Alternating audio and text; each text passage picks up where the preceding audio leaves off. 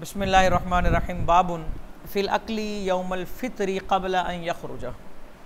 ईदुल फ़ितर के दिन ईद की नमाज़ अदा करने से पहले कुछ खा कर जाना मसनून है, और ईदुल अदहा पर ईद की नमाज तक कुछ ना खाना मसनून है। ठीक है। और ईदुल फ़ितर के दिन हुज़ूर अलैहिस्सलातु वस्सलाम खजूरें खाकर ईद के लिए जाते थे, और खजूरें ताक़दद में खाया करते थे। तो मीठा खाना मसनून है। खाना भी कुछ भी खाना सुन्नत है, और खाने में मीठा खाना ये एक और सुन्नत है, और ये हुज़ूर अलैहिस्सलातु वस्सलाम का तर्ज़ अमल।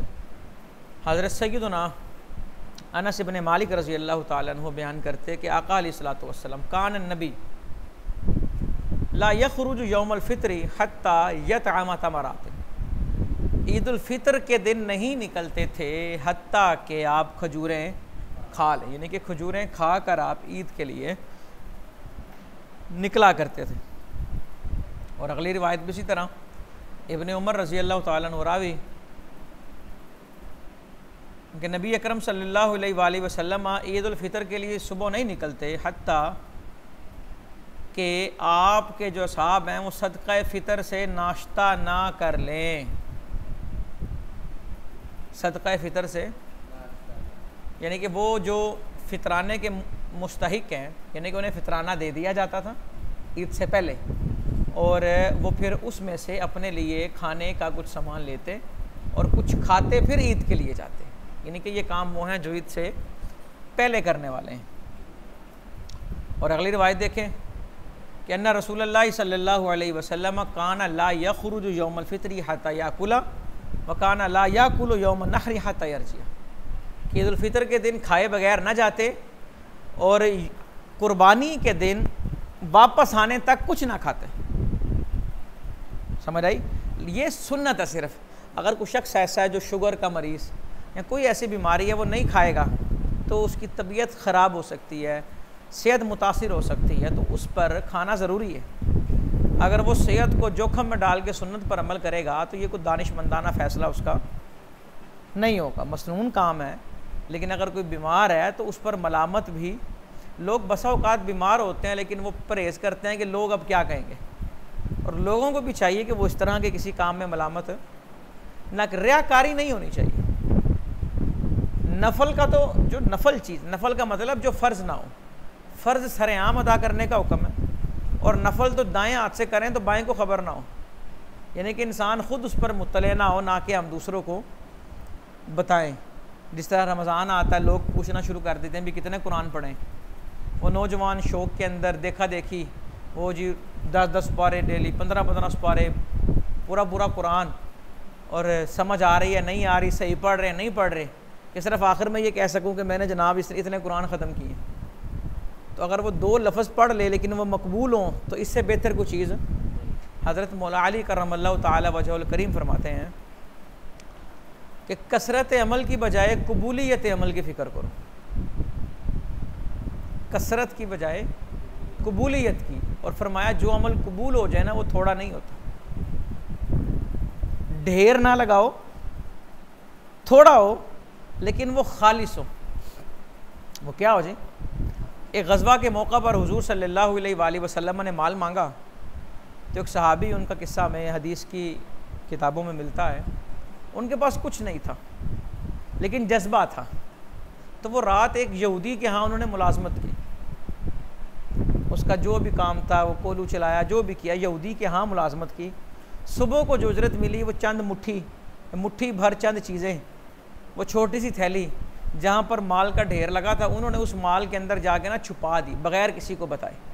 अब इतने से माल का किसी को क्या बताना, वो कहते हैं छुपा कर चला गया। ये मफ़हूम सुना रहा हूँ आपको।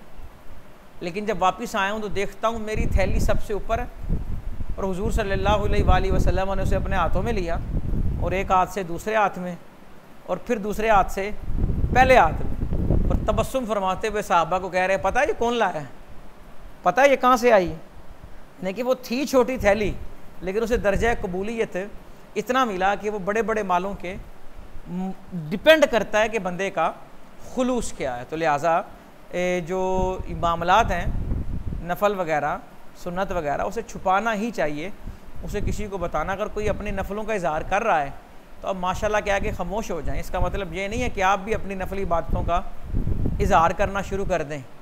इतने अरसे से जो इमारत खड़ी की हुई है वो एक लम्हे के अंदर उसे गिरा दें, ऐसा मामला नहीं होना चाहिए। बाबू मम्मात वाली सियाम रमदाना कद फर्रत फीही। एक शख्स फोत हो गया और उसके ज़िम्मे रमज़ान के रोज़े बाकी हैं। ये वो रमज़ान के रोज़े जो उसकी ज़िंदगी में आए, यानी कि जिसकी उसने ईद की है लेकिन रोज़े वो नहीं रख सका किसी वजह से और फोत हो गया, तो क्या करे वो। हज़रत इब्न उमर कहते हैं आका अलैहिस्सलातु वस्सलाम ने इरशाद फरमाया माता वाले सियाम शहरिन, जो फोत हो जाए और उस पर महीने के रोज़े हों, फल युतअम अन्हु मकाना कुल्ली यौम मिस्कीन, तो चाहिए कि हर रोज़े के बदले एक मिस्कीन को खाना खिलाया जाए, यानी कि फ़िदिया अदा किया जाए। तो बड़ी तवज्जो से ये मसला समाप्त करें, ये बहुत जगहों पे काम आएगा। इबादत बदनी होती है एक, और एक इबादत माली होती है, और एक इबादत बदनी और माली होती है। बदनी इबादत के अंदर नयाबत जायज़ नहीं। अब बदनी इबादत किसी की तरफ से नहीं कर सकते, किसी की नमाज आप नहीं पढ़ सकते, किसी का रोज़ा। हम माली इबादत आप कर सकते हैं। आपके भाई पे ज़कात फ़र्ज़ है, अम्मी पे अब्बू पे फ़र्ज़ है, आप उन्हें कहते हैं मैं दे रहा हूँ, वो कहते हैं तू दे दे। ज़कात दी तो उनकी ज़कात अदा हो जाएगी। कुर्बानी किसी की करेंगे उसकी इजाज़त से कुर्बानी अदा। किसी का सदका फ़ितर आपने दे दिया उसको मुत्तले करके, तो वो अदा। कि माली इबादत के अंदर आप नयाबत कर सकते हैं। हज बदल होता है, कोई हज नहीं कर सका, फ़र्ज़ है उस पर, मजबूर हो गया, कोई मामला है, वो किसी को भेज देता है, तो वो भी दुरुस्त है, क्योंकि वो बदनी के साथ माली इबादत भी है। तो माली इबादत के अंदर नयाबत जायज़ है, बदनी इबादत के अंदर नयाबत जायज़ नहीं। लेकिन अगर एक शख्स बदनी इबादत उसके ज़िम्मे थी और वो फोत हो जाए, फिर फुक़हा ये लिखते हैं, यकीनन उन्होंने कुरान और हदीस से ही मसाइल अख़ज़ किए, कि अगर उसकी तरफ से फ़िदिया अदा करें तो उम्मीद ये की जा सकती है कि अल्लाह रब्बुल इज़्ज़त इसके सदक़े से उसे माफ़ करेगा। फ़िदिया अगर अदा करें तो नमाज़ों के हवाले से हो या रोज़ों के हवाले से हो, तो एक नमाज या एक रोज़े का फ़िदिया जो है, ये जो एक मिस्कीन का खाना है ना, इसको आसान लफ्ज़ों में आप यूँ समझें, फ़ुक़हा ने फ़ुक़हा का बड़ी मेहरबानी है इस उम्मत पे कि उन्होंने बड़े आसान तरीके से कुरान और हदीस से मसाइल अख़ज़ करके हम तक पहुँचाए हैं कि एक रोज़ा या एक नमाज का जो फ़िदिया है वो एक सदका फ़ितर है। वो क्या है जी? रोज़ों के फ़िदिये के हवाले से तो सराहत मिलती है ना, तो वो नमाज के हवाले से भी उन्होंने मसाइल निकाले। उम्मीद की जा सकती है, क्या की जा सकती है? उम्मीद की जा सकती है। अच्छा जी, तो एक सदका फ़ितर एक रोज़े की तरफ से अदा करें। लोग वालदा फोत हो गए, वालिद का इंतकाल हो गया, कुल के ख़त्म पे, चेलम के ख़त्म पे लाखों रुपए लगा देते हैं, अनवाउ अक़साम के खाने पका देते हैं। यकीन करें एक कुल खानी पे वो जितना ख़र्चा करते हैं ना, अम्मी या अब्बे की ज़िंदगी भर की रोज़ों का या नमाज़ों का वो फ़िदिया हो सकता है। अब मिसाल के तौर पे इस दौर में अगर सदका फ़ितर 250 रुपया फ़ीकस बनता है कम अज़ कम, तो 250 को ज़रब दें 30 से, तो क्या जवाब आएगा जी?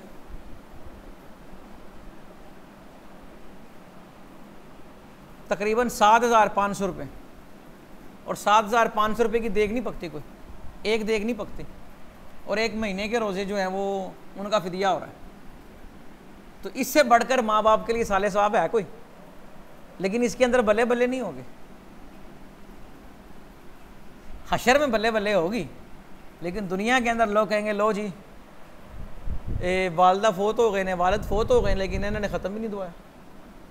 और ये वो कहेंगे जो ख़त्म पे आके हराम है एक कलमा तस्बीह भी अदा करते हैं। समझ आ रही है ना? लाखों रुपए के खाने कुल पे, हालांकि वो सोग का दिन होता है, 3 दिन सोग होता है, और वो जो बिल्कुल मैयत का वली अकरब होता है वो आके पूछ रहा होता है जी खाना सही बना है। ये इस दौर के अंदर हो रहा है, मस्जिद में कुल हो रहे हैं, और सगा बेटा उसका सगा वालिद फोत हुआ है, उसे इस चीज़ की किसी से आकर नहीं पूछा आज तक किसी ने भी कुरान सही पढ़ा कि नहीं। रोटी खाते हुए जनाब रोटी का मज़ा आया कि नहीं आया, कि वाह भाई वाह मज़ा आ गया। ये खाना खिलाना है, उनको खिलाओ जो कई दिनों से भूखे हैं। तुमने जिन्हें बुलाए तो सारे खाते पीते। समझ आ रही है कि नहीं? तो असल मसले को समझें। अगर पढ़े लिखे भी दोहरा हदीस के फाजिलीन भी अगर ये काम करेंगे तो उन्होंने फिर अपनी ज़िंदगी ज़ाया कर दी ना, अगर अमल ही नहीं करना उस पर। तो लिहाजा आपको बड़ी ताकीद मैं कर रहा हूँ कि आपने हक़ाइक़ की तरफ जाना है। अल्लाह ना करे कि किसी को इस तरह के मामलात का सामना करना पड़े, लेकिन अगर सामना करना पड़े, क्योंकि दुनिया है, सब ने जाना है। किसी का हो सकता है कोई चला गया हो वालिदैन में से, बहन भाई में से, अहलो अयाल में से, किसी का हो सकता है जाने वाला हो। जाना है सब ने, लेकिन तरीका वो होना चाहिए। अब आगे वो हदीस भी आएगी कि एक खतून हाजिर, उन्होंने मसला पूछा, वहाँ मैं उसको हाईलाइट भी करूँगा। तो सबसे पहले इस बात की परवाह, बच्चों को पता होता है कि माँ बाप रोज़ा रखते हैं कि नहीं रखते। अब कई घरों में अगर माँ बाप बीमार हैं, लेकिन उनकी रूटीन होगी कि अगर गर्मियों में वो रोज़ा नहीं रख सके, वो कज़ा करते हैं। पता होता है कि नमाज़ पढ़ते हैं कि नहीं पढ़ते। तो लिहाजा सबसे पहले उसका कर्ज अदा किया जाए, अपने मरहूम का सबसे पहले क्या अदा किया जाए? कर्ज अदा। कर्ज तो उसकी विरासत से दिया जाएगा ना, तो कर्ज अदा किया जाए, और कर्ज जो हुकूकुल इबाद है वो भी दिया जाए, और फिर हुकूकुल्लाह वाले जो मामलात रहते हैं वो भी अदा किए जाएं। इससे बढ़कर कोई चीज़ नहीं है।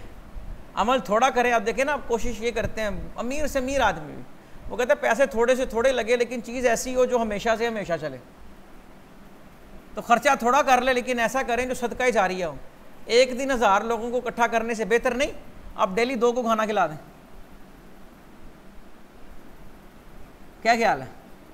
तो लिहाजा इन चीज़ों को समझें।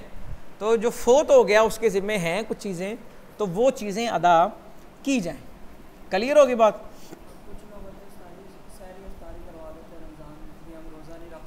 वो देखें, एक है रोज़ा नहीं रख सकते, क्यों? गर्मी बहुत लगती,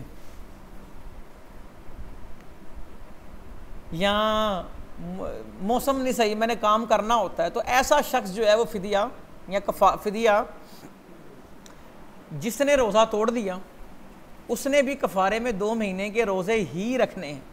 अगर वो इस्तात ना रखे, इस्तात ना रखने का मतलब है वो शेख फ़ानी हो चुका है, कि ऐसा बीमार हो गया है कि जिसके सही होने की उम्मीद है ही नहीं, तो वो फिदिया दे सकता है, वरना रोज़े ही। और फिदिया जो है ये सदक़े वो वाजिबा में से है उसका। ये सिर्फ मुस्तहिकीन जो वो हैं, नॉमिनेट हैं, जो मसारिफ हैं, जो ज़कात के, सिर्फ उन्हीं को दिया जाएगा। हाँ वैसे अब मिसाल के तौर पे एक आदमी, कई जी हदीस में आया कि जितने लोगों को सैरी कराओ उतने रोज़ों का सवाब, और ख़ुद वो रोज़े छोड़ दे उतने। सवाब एक अलग चीज़ है, लेकिन फ़र्ज़ एक अलग चीज़ है। फ़र्ज़ पहले पूरा होना चाहिए, हुकूकुल इबाद और हुकूकुल्लाह। अब ये वो रिवायत आ गई जिसका मैंने इशारा किया। हज़रत इब्ने अब्बास रज़ी अल्लाह ताला अनुमा कहते हैं कि एक औरत आई हुज़ूर अलैहिस्सलातु वस्सलाम के पास, अर्ज़ करने लगी, या रसूल अल्लाह, इन्ना उख्ती मातत, कि मेरी बहन का इंतकाल हो गया, वालैहा सियामु शहरैनी मुतताबियैनी, शहरैनी 2 महीने लगातार के रोज़े उसके ज़िम्मे थे, यानी कि 2 रमज़ान या उसने रोज़े उसके ज़िम्मे हैं। तो आपने फरमाया, यानी कि पूछने का मकसद ये था मैं क्या उसको अदा करूं। आपने फरमाया, आराई थी लौकान अला उख्ती की दैनुन अकुंती तकदी ना हूँ, तेरा क्या ख्याल अगर उस पर कर्ज होता तो अदा करती? हालत भला, अर्ज़ किया हुज़ूर क्यों नहीं? फरमाया फ़हक़्क़ुल्लाहि अहक़, तो अल्लाह का हक़ ज़्यादा हक़ रखता है कि उसे अदा किया जाए। अब कैसे अदा होगा? अब यहाँ पर यह ज़हन में रखें कि बदनी इबादत में नयाबत नहीं होगी, तो बदनी इबादत में यहाँ पर वो उसका फ़िदिया देगी। रोज़े का फ़िदिया पीछे बयान हो गया कि एक रोज़े का फ़िदिया एक मिस्कीन को खाना खिलाना, ठीक है। क्या मतलब इसका? इसका मतलब ये है कि एक सदका फ़ितर अदा करना, और ये वाजिब है। ये क्या है? ये जो सदका फ़ितर जो है ये वाजिब होता है ना, सदका फ़ितर की मिकदार के बराबर रकम अदा करना ये ज़कात के जो मसारिफ़ हैं उन्हीं को दी जाएगी। क्लियर होगी बात?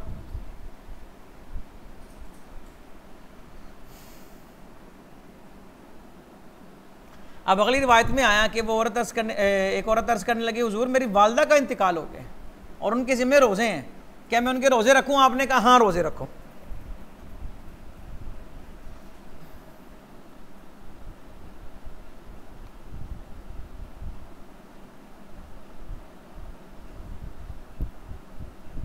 आपने क्या फरमाया उसके रोज़े? ये नीचे इसकी वजाहत लिखी हुई है कि एक औरत समंदरी सफ़र कर रही थी और उसने मन्नत मान ली कि अगर अल्लाह उसे बचा लेगा, यानी कि फंस गई समंदर में, कोई तूफ़ान आया तो वो 1 महीना रोज़ा रखेगी। तो अल्लाह ने उसे नजात दी, उसने रोज़ा नहीं रखा, वो फोत हो गई। तो उसकी बेटी या बहन हुज़ूर अलैहिस्सलातु वस्सलाम के पास आई और मसला पूछा। आपने फरमाया उनके रोज़े रखो। उनके रोज़े रखने का मतलब क्या कि उनके रोज़े ना रखने की वजह से जो चीज़ उन पर लाजिम आ रही है वो तुम अदा करो। नज़र का जो रोज़ा है वो भी वाजिब होता है, लाजिम होता है। बाबुन फी मन अस्लम फी शहरी रमज़ान, उस शख्स का बयान जो रमज़ान के महीने में मुसलमान हुआ। जितने रोज़े गुजर गए वो तो उस पर फ़र्ज़ थे ही नहीं, क्योंकि रोज़े के लिए इस्लाम शर्त है, और अब जितने रोज़े बाकी हैं वो रखना उस पर लाजिम है। साबका रोज़ों की कज़ा उसके ज़िम्मे, क्योंकि वो अदाए उसके ज़िम्मे थे ही नहीं। कज़ा तो चीज़ तब होगी ना जब उसके ज़िम्मे थी।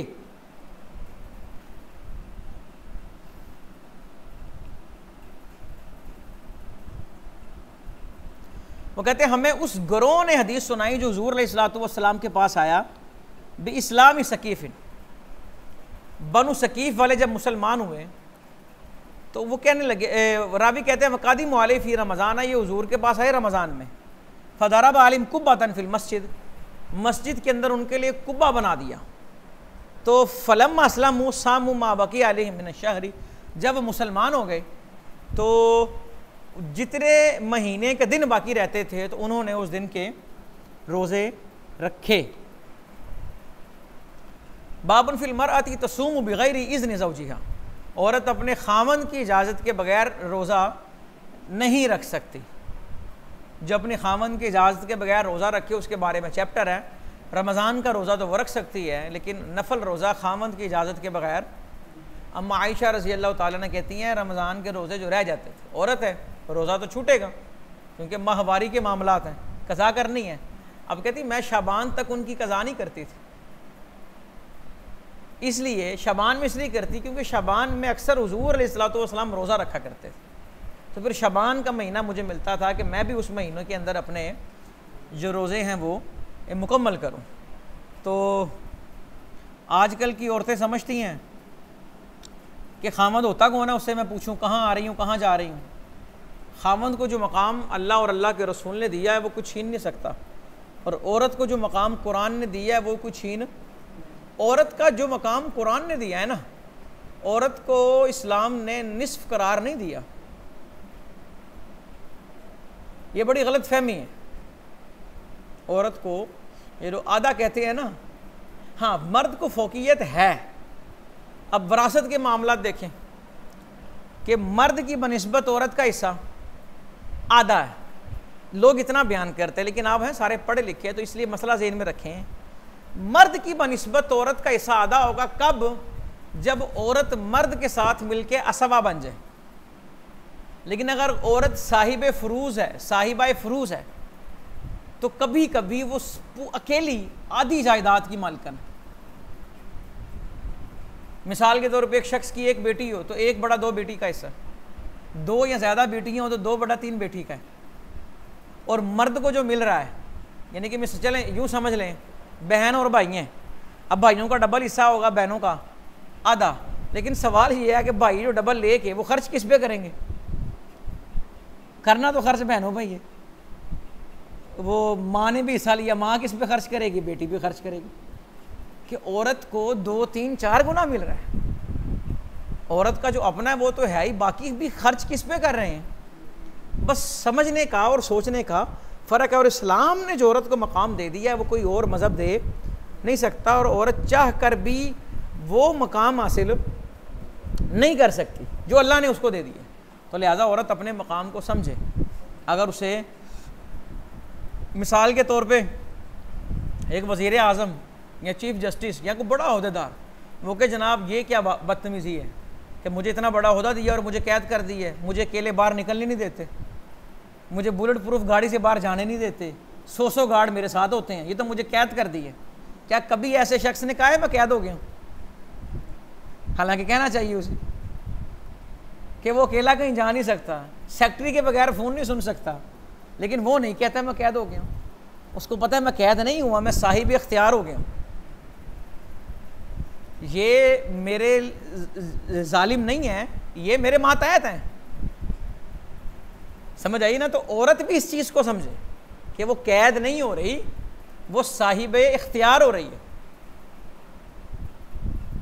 समझ आ रही है बात की नहीं? और ये बड़ी सादा सी मिसाल है उन नाम नेहाद के लिए जो फुहश कल्चर को औरत का हक करार देती है।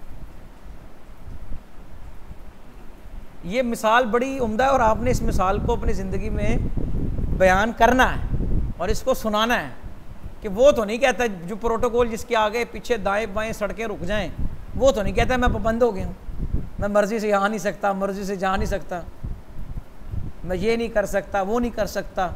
वो अगर इस चीज़ को देखे मैं ये नहीं कर सकता फिर तो वो बहुत कम है, लेकिन अगर वो इस चीज़ को देखे मैं क्या क्या कर सकता हूँ, मेरा एक साइन क्या क्या कर सकता है, तो वो बड़ा खुश है। और इसी तरह औरत भी ये ना देखे कि वो क्या नहीं कर सकती, वो ये देखे वो क्या कर सकती। एक बादशाह हो, वो कहे जी मैं काहे का बादशाह हूँ, बाज़ार से मैं चीनी नहीं ला सकता, तो ये उसके मनसब के मुताबिक ही नहीं है। वो जब बैठ के मंगवा सकता है तो उसे जाने की ज़रूरत क्या है? तो यही मामलात हैं जो अपने मनसब के मुताबिक काम है वो करना चाहिए। अल्लाह अकबर। हुज़ूर अलैहिस्सलातु वस्सलाम ने फरमाया ला तसूमुल मरअ व ज़ौजुहा शाहिदुन यौमम मिन गैरि शहरि रमज़ान इल्ला बिइज़्निही। औरत का खामद मौजूद हो, यानी कि सफ़र पर ना गया हो, घर पर हो। घर पर होने का मतलब क्या है? वो शहर में हो। सुबह तो जाहिर सी बात है वो काम पे जाएगा, शाम को आएगा, ये जो भी मामलात हैं। आपने फरमाया एक दिन का रोज़ा उसकी औरत ना रखे रमज़ान के महीने के अलावा इल्ला बिइज़्निही, मगर उस खामद की इजाज़त के साथ। समझ आई ना?